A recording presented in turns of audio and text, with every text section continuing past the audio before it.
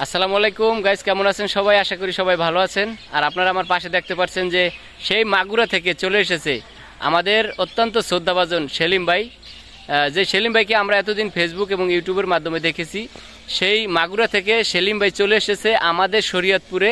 আজকে আমরা তার সাথে আছি আমাদের ডামুড্ডা থানার এবং মডেরহাট বাজারে আমরা আছি।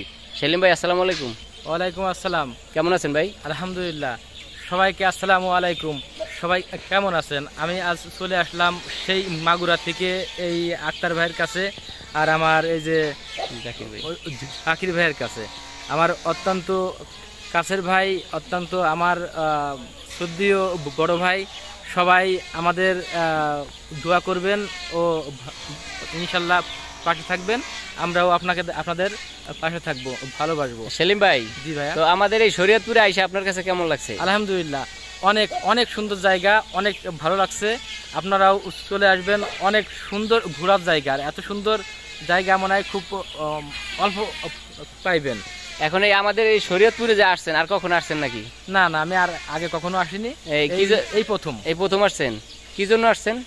আসলাম আসলে মনের একটা টান আছে না, ভাইয়াদের কাছে আসলাম একটু। অনেকদিন শুধু ফেসবুকে পরিচয়, আজ আসলাম সরাসরি। তো শুধু ওই লাইভে বা এমনি পরিচয়তে মানে একটা মন বসে না, মানে মনটার ভিতরে কেমন একটা ফাঁকা ফাঁকা ছিল, মানে একা একা লাগতো। এই জন্য চলে আসলাম ভাইয়াদের মাঝে। তো আপনারাও আসবেন ইনশাল্লাহ। সবাই এক জায়গা বসে আমরা কিছু সময় কাটাবো। তো বন্ধুরা, দেখলেন যে সেলিম ভাই সেই মাগুরা থেকে ভালোবাসার টানে চলে এসেছে আমাদের শরীয়তপুরে। আর আমরা হচ্ছি ঢাকা থেকে একটু দূর, আমরা আছি শরীয়তপুর। চলে আসেন আপনারাও, সবাই ভালোবাসা পাবেন ভরপুর।